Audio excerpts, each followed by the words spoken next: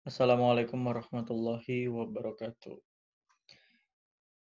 Di pertemuan penutup ini, saya akan menyampaikan materi yang berjudul benefit and risk. Tetapi sebetulnya kalau bicara benefit, mungkin itu topik kita dari awal kemarin ya. Sudah bicara benefit dan untuk resiko sendiri itu sudah kita bahas sedikit minggu lalu. Eh, maka yang tersisa ada satu hal yang juga penting yang mungkin baiknya disampaikan di awal seharusnya. Hmm, ya ini tentang bagaimana kita bijak dalam menggunakan teknologi. Sebab selalu ada manfaat dan ada risiko dari setiap apa yang kita lakukan. Jadi kalau kita mau mengajarkan orang untuk menembak, maka yang harus pertama diajarkan dulu, yang dipastikan pertama itu kan psikologi, kemudian kebijaksanaan dalam menggunakan senjata, baru belajar menembak. Itulah kenapa ada yang belajar menembak tapi tidak selalu diizinkan punya senjata api. Nah, ini sebuah teknologi yang bisa jadi apapun itu, membawa resiko dan membawa manfaat bagi umat manusia. Maka seharusnya di awal kita ngobrolnya tentang ini sebetulnya. Tapi ya nggak apa-apa lah, kita masih basic bioteknologi, nggak masalah, tapi setidaknya materi ini tetap tetap harus kita obrolkan gitu ya, kita diskusikan walaupun di pertemuan yang akhir. Jadi ini topiknya tentang resiko, tapi lebih ke bagaimana seharusnya kita menyikapi dan bijaksana dalam menggunakan teknologi. Jadi ini materi santai, mungkin juga bukan tidak banyak teori-teori yang jelimet seperti di materi-materi sebelumnya, kita akan lebih banyak ke renungan-renungan kita aja ya. Oke.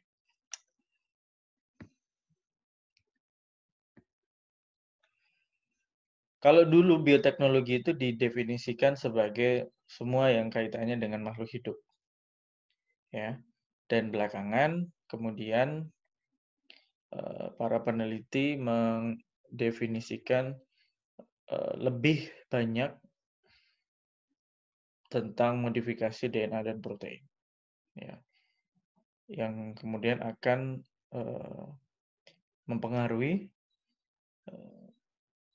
kemampuan dan fenotip dari makhluk hidup, gitu, sehingga bermanfaat bagi umat manusia. Nah, teman-teman bicara tentang resiko, teman-teman tahu tidak apa pekerjaan atau apa teknik pengelolaan penyakit atau apa teknik pengelolaan hama ya yang paling berbahaya untuk digunakan? Ya, coba teman-teman ya sambil lihat video ya, meski kita tidak komunikasi dua arah, coba renungkan ya. Apa ya pekerjaan paling berbahaya di dunia? Pekerjaan apa yang paling berbahaya di dunia? Pekerjaan itu salah satunya di dalamnya ada pengelolaan hama, pengelolaan penyakit, pengelolaan gulma gitu ya. Apa pekerjaan paling berbahaya di dunia? Apakah seorang penyelam ya, Basarnas yang menyelam ke dasar laut 26 meter lebih? Apakah itu pekerjaan paling berbahaya? Atau orang yang memanjat dinding, memanjat tebing yang tinggi sekali, apakah itu yang paling berbahaya? Atau seorang tentara di medan perang, apakah itu pekerjaan paling berbahaya? Apa ya pekerjaan paling bahaya? Apakah polisi yang ada di tengah jalan mengatur lalu lintas itu pekerjaan paling bahaya? Atau orang yang membangun gedung tinggi? Apa? pekerjaan paling berbahaya di dunia apa? Dan kemudian nanti kaitannya dengan teknik pengelolaan hama penyakit gulma yang mana yang paling bahaya? Yang paling berbahaya. Pak, apakah teman-teman ada yang berpikir pestisida, Pak? Kimia sintetis beracun yang targetnya besar itu yang paling bahaya gitu. Atau ada yang biotek berarti karena kita sedang mengambil topik bioteknologi, pasti biotek yang paling berbahaya. Apa ya? Nah, tentu teman-teman punya pendapatnya masing-masing di benak teman-teman. Dan mungkin benar, mungkin juga kurang pas gitu. Tapi untuk saya dan sebetulnya ini bukan pikiran saya, ini ilmu yang saya peroleh dari satu pelatihan tentang manajemen resiko dan manajemen bahaya.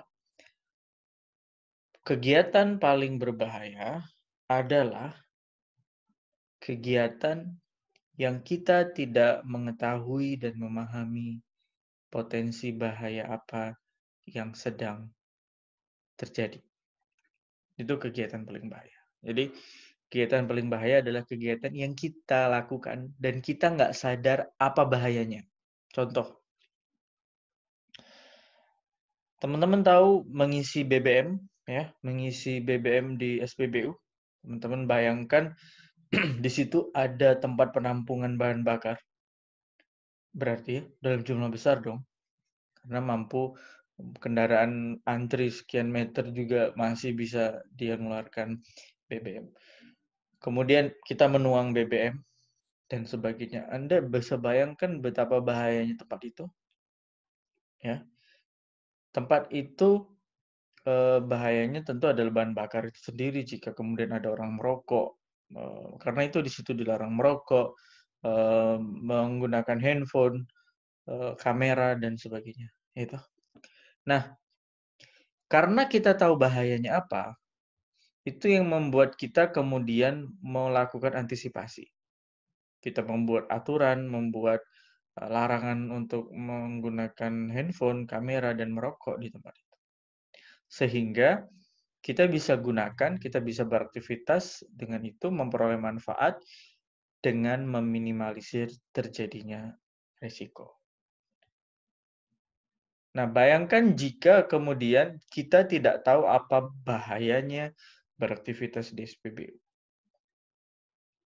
Maka akan ada orang yang mengisi BBM sambil merokok. Itu kan bahaya sekali ya.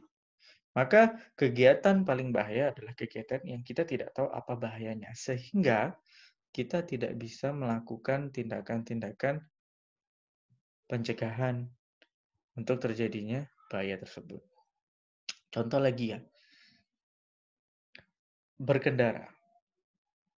Berkendara. Teman-teman tahu apa bahayanya berkendara? Tahu ya. Karena itu teman-teman menggunakan helm, teman-teman menghidupkan lampu dan sebagainya. Teman-teman tidak melawan arus. Nah, itu karena Anda tahu potensi bahayanya. Bayangkan jika Anda nggak paham potensi bahayanya, maka Anda tidak menggunakan helm, Anda tidak mempedulikan rambu-rambu dan sebagainya, kan gitu ya. Jadi kita harus tahu apa sih potensi bahaya, namanya potensi bahaya. Apa sih potensi bahaya dari setiap aktivitas kita. Dengan begitu, kita mengantisipasi dan meminimalisir terjadinya bahaya tersebut. Maka kalau kemudian kita alihkan ke pengendalian hama, pengendalian penyakit, dan pengendalian gulma, yang paling bahaya adalah yang kita tidak tahu apa potensi bahayanya. Contoh, kimia. Kita tahu potensi bahayanya, kita tahu ya, kita tahu potensi bahayanya. Sehingga kita melakukan tindakan-tindakan pencegahan agar bahaya itu tidak terjadi dengan kemudian meminimalisir penggunaan, tidak menggunakan bahan kimia-kimia yang terlarang, tidak menggunakan bahan-bahan kimia yang terlarang, mengganti mode of action atau mode of entry dari dari bahan kimia yang digunakan, dan sebagainya. Menjadi membuat penggunaan itu resikonya menurun. Gitu ya.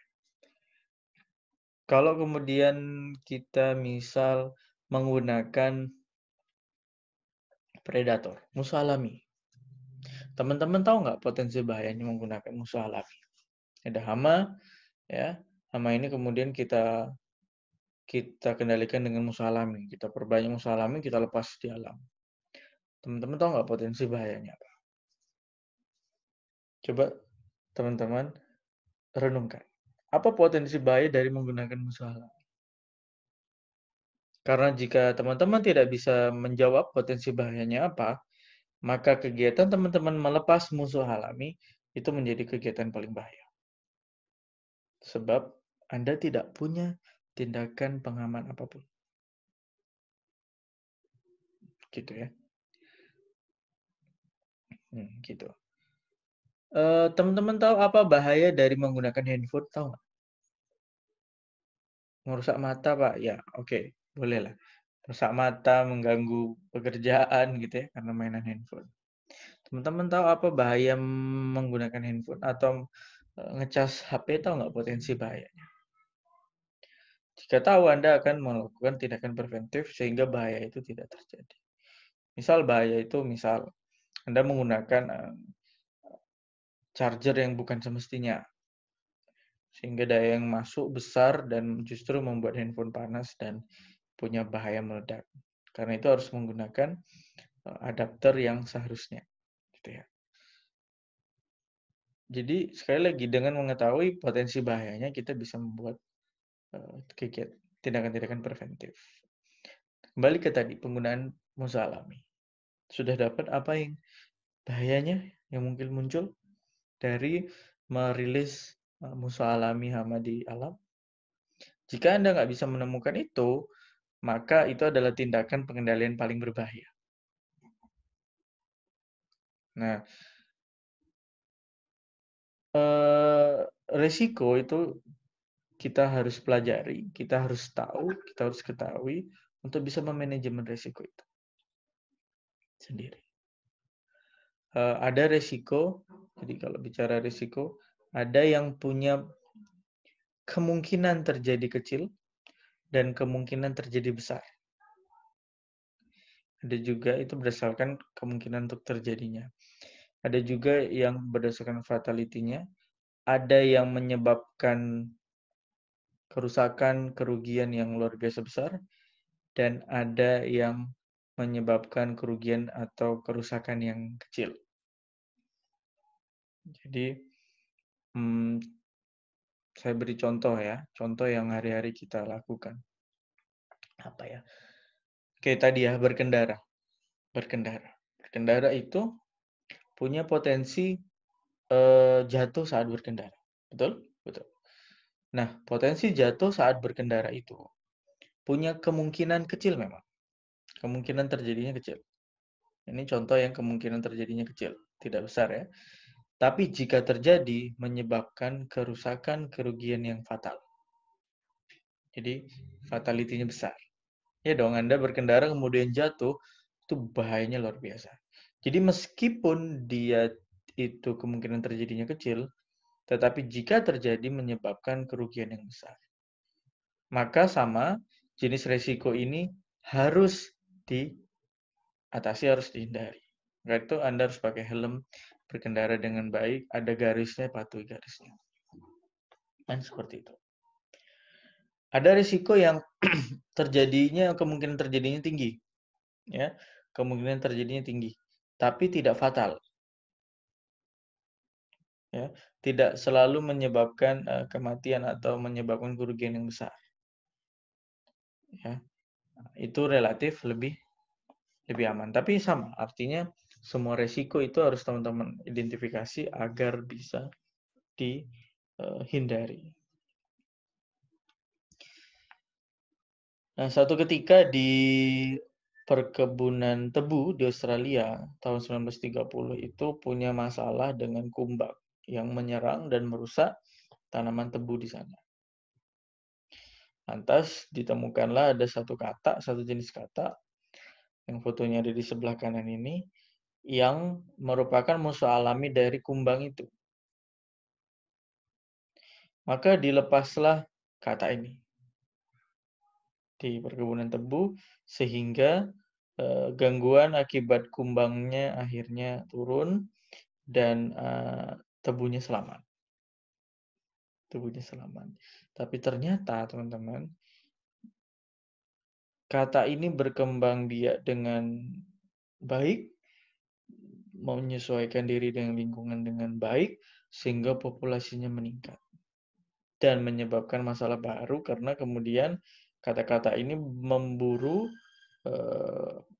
menjadi predator, memakan hewan-hewan lokal yang ada di Australia. Justru membahayakan kemudian bagi keanekaragaman hayati di sana. Nah, dengan ini kita tahu kalau kita mau mengendalikan kumbang menggunakan kata ini, kita punya potensi bahaya itu. Dulu mereka orang-orang tahun 1930 di Australia itu tidak memahami resiko ini, sehingga merasa aman untuk melepas kata-kata ini. Belakangan diketahui ternyata punya potensi bahaya. Maka ini yang mau saya ulang-ulang terus dari tadi. Potensi bahaya itu selalu ada menyertai setiap tindakan kita. Setiap kegiatan kita selalu ada potensi bahayanya. Nah, memahami, mengetahui apa yang menjadi potensi bahaya itu penting. Karena tanpa itu kita tidak bisa melakukan tindakan preventif. Nah, tindakan paling berbahaya adalah tindakan yang kita tidak tahu apa potensi bahayanya. Pusat Pengendalian Penyakit tahun 2014 ada sebuah laboratorium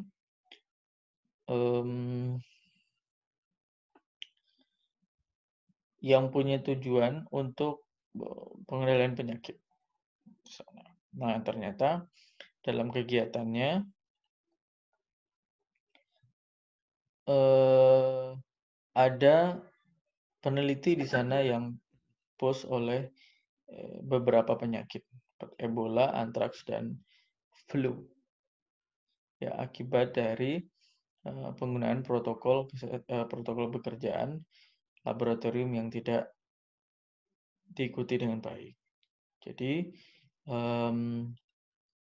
menyebabkan beberapa peneliti di sana terpapar penyakit yang sedang mereka gunakan dalam penelitian. Nah, dalam pekerjaan laboratorium, ya, banyak pekerjaan laboratorium, teman-teman tentu pernah ya dulu saat praktikum DPT, ada beberapa bahaya yang juga menyertai. Ya, semua pekerjaan itu ada potensi bahayanya. Nah, tidak memahami potensi bahaya itu membuat kita tidak bisa antisipasi. Bahkan ketika ada aturan yang harus dipatuhi dalam bekerja dalam lab, karena kita tidak memahami maksudnya, potensi bahayanya apa, kita sepelekan. Sehingga yang terjadi adalah kita bisa mengalami kecelakaan kerja, terekspos patogen, dan sebagainya. Ada nggak Pak patogen-patogen pada tumbuhan yang bisa menginfeksi manusia? Sebetulnya sangat sedikit sekali dan mungkin tidak bersentuhan dengan kita. Tetapi kadang ketika kita melakukan eksplorasi di alam, yang kita isolasi dan tumbuhkan itu tidak selalu langsung mendapatkan patogen tumbuhan. Mikroorganisme lain yang ada di alam kan ya ikut tumbuh. Ya. Di antaranya adalah patogen-patogen pada manusia. Jika kita tidak mengikuti protokol dengan baik, kita bisa terpapar oleh patogen-patogen itu. Tidak hanya itu, bahan-bahan kimia yang kita gunakan juga punya potensi bahaya. Karena itu di setiap bahan kimia itu selalu ada MSDS yang akan menjelaskan potensi bahayanya apa, harus dicegah dengan cara bagaimana, dan apabila terjadi paparan tidak sengaja, kita harus apa. Itu selalu ada di setiap bahan yang kita gunakan. Bahkan ada juga alat-alat yang punya potensi bahaya. Tadi kan bahan ya, ini alat. Alat pun juga ada. Seperti alat-alat yang menggunakan api, itu jelas potensi bahayanya jika menggunakan api adalah kebakaran, sehingga kegiatan preventifnya apa? Bagaimana cara menanggulangi jika terjadi sesuatu. Atau autoclave, teman-teman ingat ya, autoclave satu alat yang digunakan untuk mensterilkan alat dan bahan, ya, dengan cara mengkukus alat dan bahan itu pada suhu 121. Yang teman-teman tahu, titik didih air itu kan 100. Ya, bagaimana bisa bahan-bahan itu dikukus dengan suhu 121. Sedangkan di suhu 100 air aja udah menguap, hilang. Hilang ya, kalau teman-teman ngerebus air, suhu 100 itu airnya udah hilang. Jadi nggak akan pernah naik ke 21. Naik 21 derajat Celcius jadi 121 tidak akan mungkin. Nah, salah satu cara untuk melakukan itu, karena kita butuh 121 derajat Celcius untuk sterilisasi alat dan bahan, kita butuh menaikkan tekanan udara dari tabung kukusan itu. Makanya kita presto. Teman-teman tahu presto ya, alat presto yang biasa untuk ikan. Itu kita naikkan tekanannya. Prinsipnya sama dengan presto yang biasa untuk teman-teman presto daging di rumah. Autoclave itu meningkatkan tekanan sehingga suhunya mendidih bisa di 121. Nah, sehingga itu panci autoclave atau sama dengan panci presto itu ibarat balon. Balon yang di dalamnya itu tekanannya tinggi sekali. Sehingga potensi bahayanya adalah jika terjadi kebocoran, jika tekanannya terus naik dan tidak ada katup untuk merilis tekanannya, maka tekanannya bisa sangat tinggi dan kemudian ibarat balonnya meledak dengan tekanan yang sangat tinggi. Ya namanya juga balon. Seperti balon. Nah, itu potensi bahayanya. Dengan mengetahui potensi bahaya itu, kemudian maka orang-orang yang menggunakan autoclave, menggunakan presto di rumah, itu mengenal yang namanya katup, yang ada di tutupnya biasanya, ya, yang mendesis itu. Nah, katup itu akan mendesis sehingga mengeluarkan uap jika tekanannya sudah melebihi 1,5 atau 1,2 atmosfer. Ya, di suhu 121 dia membuka. Jadi tekanan itu tidak akan pernah melewati itu, sebab jika melewati itu dia akan mengangkat katup sehingga lubangnya kebuka. Tekanannya turun lagi, nutup lagi katup. Seperti itu. Nah, jadi bahaya kalau teman-teman menggunakan autoclave atau di rumah menggunakan presto, apabila katup itu tidak merilis tekanan. Nah, untuk mengantisipasi bahaya itu, maka juga di dalam presto atau pada autoclave itu ada alat pengukur tekanan. Jadi di situ Anda harus perhatikan jika jarumnya masih di tekanan yang warna hijau, itu berarti masih aman, tapi kalau sudah naik terus hingga warna merah dan alatnya tidak menurunkan tekanan itu, Anda harus waspada dan harus mematikan pemanasnya agar suhunya tidak naik terus, agar tekanannya tidak naik terus. Nah, potensi bahaya ada di sekitar kita. Kalau teman-teman tidak mengetahui potensi bahaya, justru itu yang berbahaya. Gitu ya. Kita lanjut lagi. Di Netherlands ada seorang profesor yang dikritik tahun 2011 karena labnya menciptakan sebuah virus flu yang bisa menyebar lewat udara yang mematikan. Yang sangat mematikan. Sebetulnya tujuan dari profesor ini adalah untuk menciptakan virus yang virulen, sebab dia kan mau mencoba beberapa temuannya, dan itu harus dicoba dengan virus yang menyebabkan penyakit dengan sangat baik dong. Kalau virus-virus lemah, ya mungkin karena lemahnya itu maka hasil-hasil atau teknologi-teknologi yang dia ciptakan terlihat berhasil. Untuk mengujinya kan harus menggunakan virus yang yang kuat ya. Maka dia harus menciptakan dulu virus yang kuat. Nah, ternyata itu dikritik sama publik karena takutnya terjadi human error yang kemudian bisa melepas virus berbahaya itu dari golongan virus penyebab flu ke keluar gitu ya. Gitu ya. Kok ya tiba-tiba kok ya contohnya itu virus flu gitu ya. Kayak familiar gitu. Oke, ada lagi nih. Nyamuk. Nyamuk yang membawa patogen mematikan seperti Zika, malaria, dan demam berdarah. Jadi dirilis pejantan ke alam yang sudah dimodifikasi mandul. Jadi jantan mandul gitu ya, jantan mandul.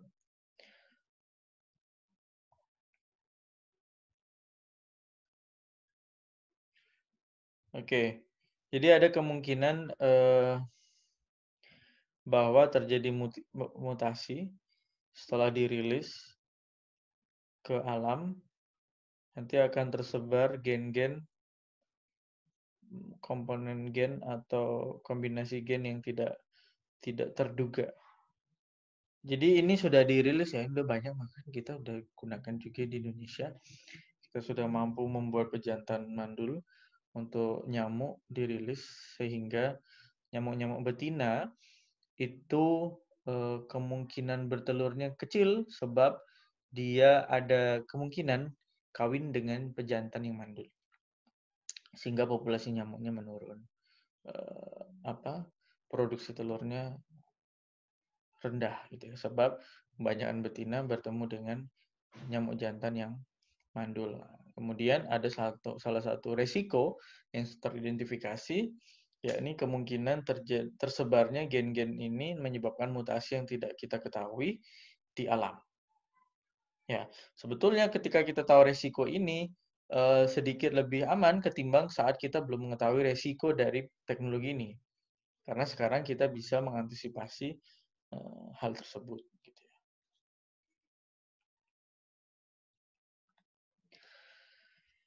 Oke, CRISPR babies ini yang ada di slide ini sebetulnya update tahun lalu.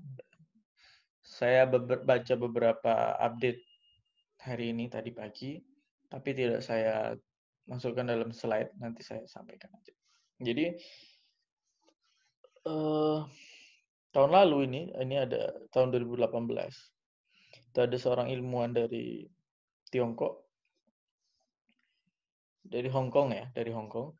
Namanya He Jiankui, teman-teman bisa search, yang presentasikan satu papernya yang judulnya agak-agak bikin deg-degan, yaitu kelahiran kembar bayi ya, manusia ya, yang sudah dimodifikasi genetiknya menjadi tahan terhadap HIV. Jadi ceritanya gini. Ada sepasang suami istri yang saya lupa suaminya atau istrinya atau keduanya itu mengidap HIV. Yang jika mereka kemudian punya baby, maka akan tertular HIV juga. Maka bertemulah mereka berdua ini ceritanya dengan Pak He Jiankui ya, seorang peneliti ahli bioteknologi modifikasi genom genetik gitu. Yang kemudian menawarkan satu solusi yang mungkin adalah bayi yang mereka akan lahirkan nanti itu dilakukan modifikasi genetik dulu sehingga menjadi bayi yang tahan terhadap HIV, sehingga ketika bayi ini tertular HIV dari ibunya atau dari ayahnya, dia tidak akan mengidap penyakit tersebut. Gitu. Jadi dari sisi masalah sebetulnya memang ada masalah dan ini mencoba hadir jadi solusi, dan sebetulnya awalnya niatannya baik ya. Jadi mau membantu, tidak ingin bayinya nanti lahir justru sebagai pengidap HIV dan sebagainya dan sebagainya.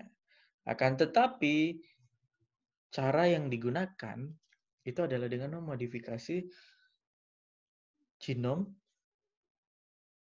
seorang bayi seorang manusia gitu.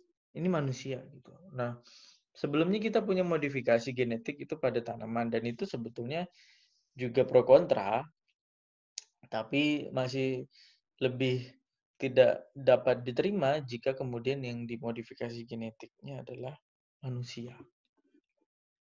Dan teman-teman, seperti judul yang saya sampaikan tadi di awal, judul papernya, ini sudah menunjukkan bahwa bayinya itu sudah lahir. Bayinya itu sudah lahir. Bayinya namanya Lulu dan Nana. Sebetulnya saya penasaran dengan bayi ini sekarang seperti apa keadaannya. Saya coba search tadi pagi, tapi yang keluar malah eh, Lulu Nana toko hijab gitu ya. Saya belum ketemu karena memang kondisi bayi ini tidak terekspos dengan gampang di internet. Jadi kalau teman-teman punya bakat-bakat stalking atau keponya luar biasa, teman-teman mungkin bisa dapat info Lulu dan Nana ini seperti apa sekarang keadaannya. Nah, yang menjadi kontra bagi para peneliti lain itu adalah kita belum paham apa resiko yang akan timbul, teman-teman. Kita nggak tahu apa resiko dari melakukan human genome editing ini. Kita nggak tahu apa. Membuat ini menjadi kegiatan berbahaya. Selain itu, kegiatan ini jadi kontra juga karena bertentangan dengan kemanusiaan dan norma-norma. Tidaklah kita buat modifikasi pada diri manusia ya. Saya pikir, saya berpendapat, teman-teman boleh setuju dan boleh tidak, ini melanggar norma-norma yang ada di kita. Jadi kemanusiaan kita, saya pikir melakukan human genome editing itu kurang pas lah. Itu bertentangan dengan kemanusiaan gitu ya. Terlepas tujuannya mulia, yaitu untuk kesehatan bayi agar tidak lahir sebagai pengidap HIV atau memberikan kesempatan pada orang tuanya agar punya momongan, begitu terlepas dari tujuan itu, saya kira tidak punya pilihan untuk mengatasi masalah itu dengan human genome editing. Tidak punya pilihan artinya bukan karena keterbatasan teknologi kita, tapi juga karena secara kemanusiaan itu tidak boleh. Nggak boleh ya. Jadi kita itu dalam hidup ini teman-teman mungkin sudah ada yang merasakan, beberapa akan merasakan di tahun-tahun mendatang. Kita kadang ditemukan dengan beberapa hal yang kita nggak punya pilihan atas itu, meskipun rasanya ada. Contoh, saya berkendara kemudian tiba-tiba dari gang gitu keluar ibu-ibu naik motor yang langsung belok gitu ngambil jalan saya. Kan saya harus ngerem dan punya potensi ditabrak dari belakang. Itu bahaya ya. Mungkin bagi beliau itu sebuah pilihan, tapi menurut saya pengendara itu ibu tadi itu nggak punya pilihan untuk belok dengan cara seperti itu seharusnya. Ya dong, ya dong. Dia harusnya berhenti dulu kalau mau keluar gang masuk ke jalur besar itu harusnya berhenti dulu, menunggu sepi baru keluar gang. Itu pun masih mepet ngiri ya. Nggak boleh langsung ngambil jalan ke tengah gitu. Jadi kita itu kadang lupa bahwa apa yang bisa kita lakukan belum tentu berarti bisa kita pilih. Tidak semua hal yang bisa dilakukan itu adalah sebuah pilihan. Contoh ini tadi. Kita bisa melakukan human genome editing. Tapi apakah ini sebuah pilihan? Belum tentu. Belum tentu. Ya, paling atas dari semua itu adalah peri kemanusiaan. Tapi sekali lagi ya teman-teman, itu pendapat saya pribadi. Di kelas itu dosen tidak punya hak, tidak boleh bahkan memaksakan kehendak pribadinya, pendapat pribadinya. Teman-teman silahkan punya pendapat sendiri-sendiri. Oke, berikutnya ada senjata biologi. Wah, ini banyaknya di film-film fiksi ilmiah yang menceritakan tentang senjata biologi yang sebetulnya itu memang betul-betul ada ya dan digunakan dan perlu kita waspadai. Kalau teman-teman S2 di Turki, seorang teman kakak angkatan lah gitu ya, itu melanjutkan S2 di Turki. Ternyata di sana proteksi tanaman itu juga membahas salah satunya tentang senjata biologi. Ancaman-ancaman terorisme menggunakan senjata biologi yang tidak menyerang umat manusia secara langsung tapi mengancam kedaulatan pangannya. Bayangkanlah kalau kemudian kita itu terlalu bergantung dengan beras, ada yang kemudian memang niat untuk menghancurkan negara kita, menciptakan patogen patogen yang ada di Indonesia saja, wes, yang kemudian dibuat lebih agresif, lebih virulen dan dirilis setelah padi-padi kita. Kalau kita nggak mau makan jagung, nggak mau makan ubi, nah, chaos lah negara kita ya. Jadi kurang lebih salah satunya bentuknya seperti itu. Nah, Cina itu sudah mulai melirik ke potensi bahaya ini yang sejak 2010 sudah aware ya, ada seorang profesor di sana dari 3 buah universitas atau perguruan tinggi kedokteran militer yang menyebutkan bahwa biologi bisa menjadi senjata atau perang di masa yang akan datang. Jadi nggak hanya IT ya. Kalau sekarang itu kan lagi lagi banyaknya kita dengar tuh perang IT ya, cyber war atau terorisme dengan IT gitu ya. Jangan lupa bahwa juga bisa dalam biologi. Jadi kalau teman-teman di IT itu menjaga negara kita dengan IT-nya, kita juga punya peran ya di sini karena kita yang belajar bioteknologi dan biologi. Kita harus bisa jaga di bagian ini.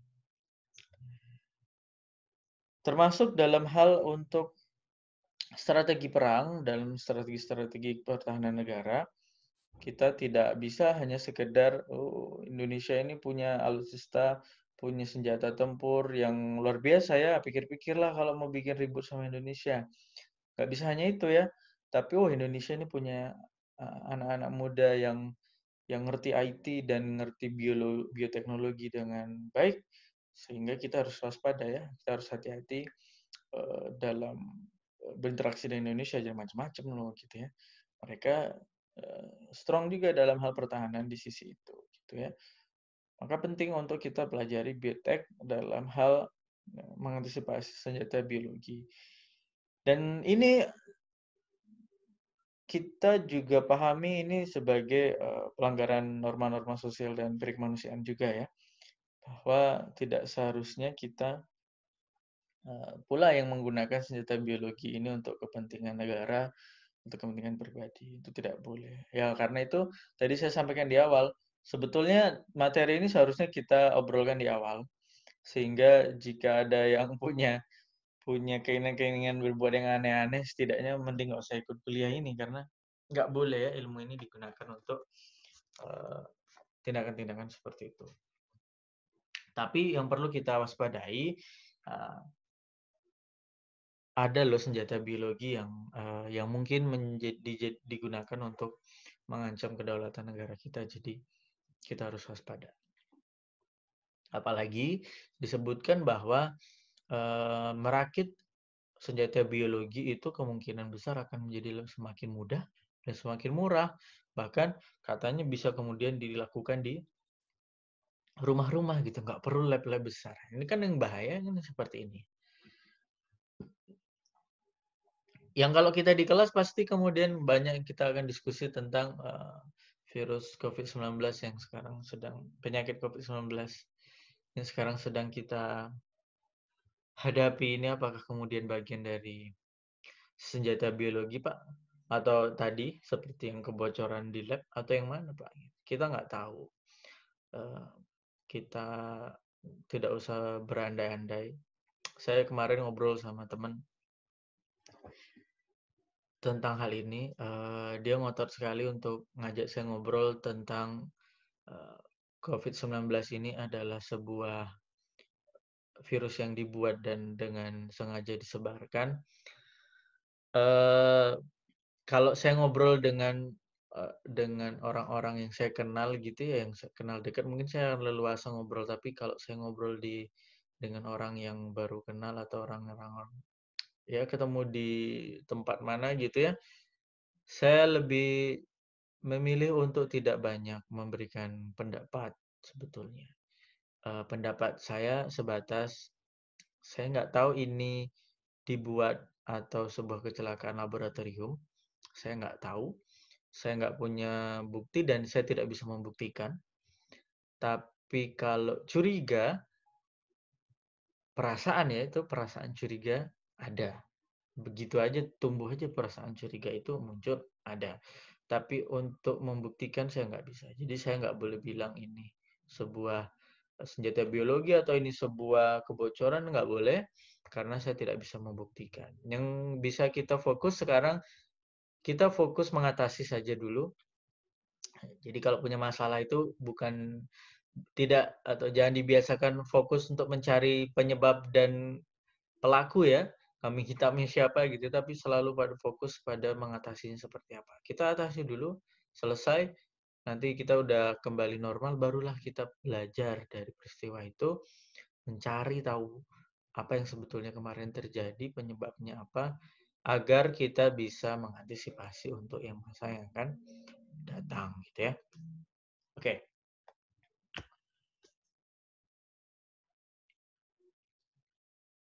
DNA sequencing itu kan salah satu big data yang bisa diakses oleh semua orang, teman-teman. Jadi teman-teman nih habis kuliah ini mau akses big datanya DNA sequencing makhluk hidup yang ada di dunia ini, bisa. Bisa, nanti tanya saya, nanti saya kasih tahu caranya. Caranya semudah mengakses sebuah website aja, udah gitu doang. Itu mudah sekali, dan yang kita khawatirkan adalah data-data ini digunakan oleh orang-orang yang tidak bertanggung jawab untuk merakit, untuk membuat sebuah senjata biologi yang mematikan. Yang kemudian dikombinasi dengan teknologi rekombinan DNA, di mana dia merakit atau melakukan rekombinasi DNA untuk tujuan-tujuan yang tidak baik gitu ya. Ada satu lagi tujuan yang saya dengar akan coba dilakukan oleh umat manusia, yaitu mengembalikan binatang, makhluk hidup, flora fauna yang sudah punah. Untuk biar ada lagi gitu ya. Biar ada lagi. Kalau kita bicara tentang binatang yang punah beberapa tahun belakangan ya, artinya sudah ada umat manusia juga, mungkin beda ya pembahasannya gitu. Tapi kalau bicara tentang flora fauna yang sudah punah bertahun-tahun silam, mungkin itu ada rencana Tuhan yang sebaiknya tidak kita hidupkan lagi ya. Karena mungkin hewan-hewan itu atau binatang-binatang itu tidak kompatibel jika hidup berdampingan dengan manusia. Tapi apalah daya, apakah kemudian binatang-binatang melakukan tindakan ini kan butuh modal yang besar ya. Apakah kemudian modal itu akan balik jika yang di eee, yang hidupkan kembali itu adalah flora fauna yang ya yang kita punya fotonya lah gitu paling enggak ya. Kan akan lebih menguntungkan jika hewan-hewan lampau ya, purbakala yang bisa dihidupkan lagi. Sehingga modal uangnya tadi kembalinya lebih masuk akal. Karena itu ini juga jadi salah satu rencana yang menurut saya, lagi-lagi ini menurut saya bukan untuk diikuti teman-teman, silahkan punya pendapat sendiri. Belum pas lah. Lagi pula, apa sih urgensinya, apa sih kebutuhannya sehingga kita melakukan hal ini. Kalau kebutuhannya industri, ya saya kira punya cara lain lah. Gitu. Nah, balik lagi ke tadi CRISPR tadi yang Human Genome Editing yang pada bayi tadi. Update sekarang saya baca industri tentang CRISPR itu atau genome editing itu meningkat teman-teman. Jadi industri ini meningkat dan katanya hingga 2027 nilai industri ini akan terus meningkat, menguntungkan. Dan salah satu trigger penyebabnya adalah kelahiran uh, dua bayi yang human genome editing tadi. Beberapa peneliti sekarang juga sudah di Rusia ada peneliti yang akan mengikuti jejak peneliti Hong Kong itu. Kemudian update-nya juga ada seorang peneliti yang sudah menemukan resiko atau bahaya yang timbul akibat kegiatan human genome editing. Tapi saya kira pada gen yang berbeda bukan untuk resistensi terhadap HIV, tapi pada sifat yang lain. Dengan munculnya berbagai resiko ini kita ungkap, dengan begitu kita bisa membuat tindakan preventif untuk mencegahnya. Sehingga sebetulnya mungkin ke depan akan semakin aman untuk digunakan. Tapi kembali ke perikemanusiaan tadi ya, sebetulnya lebih ke sana. Jadi pesannya kemudian semua teknologi itu harus digunakan tetap dengan nomor satukan perikemanusiaan. Ya, tidak boleh menyalahi itu norma-norma yang ada di masyarakat ya. Tidak boleh memaksakan itu. Apalagi kemudian melanggar apa yang sudah ditetapkan atau apa yang boleh dan apa yang tidak dari Tuhan ya, itu tetap jadi pegangan kita semua. Ketika dilarang ya nggak boleh kita lakukan gitu. Kuncinya ada di situ teman-teman. Sebelum teman-teman belajar teknologi apapun itu, kuncinya ada di sana. Teman-teman harus perhatikan apakah sesuai dengan uh, perikemanusiaan atau tidak, sesuai dengan agama atau enggak, sesuai dengan apa yang menjadi ideologi negara kita atau enggak. Itu tetap kita kembali ke sana ya. Bahkan itu lebih awal sebelum kita bicara tentang resiko, bagaimana pengaruhnya terhadap ekosistem dan sebagainya. So, teman-teman, ini kuliah kita minggu terakhir. Terima kasih sudah mengikuti Biotek. Semoga apa yang kita sampaikan ini bermanfaat dan kita akan ketemu lagi di UAS. Jadi minggu depan itu saya baru tahu, tapi saya belum cross check. Sepertinya minggu depan kita ada minggu tenang, lalu minggu berikutnya baru minggu UAS. Semoga apa yang kita pelajari ini menjadi ilmu dan berkah ya. Tidak sekedar pengetahuan yang bisa digunakan, tapi juga membawa kebaikan bagi kita semua. Terima kasih. Jika ada salah saya mohon maaf.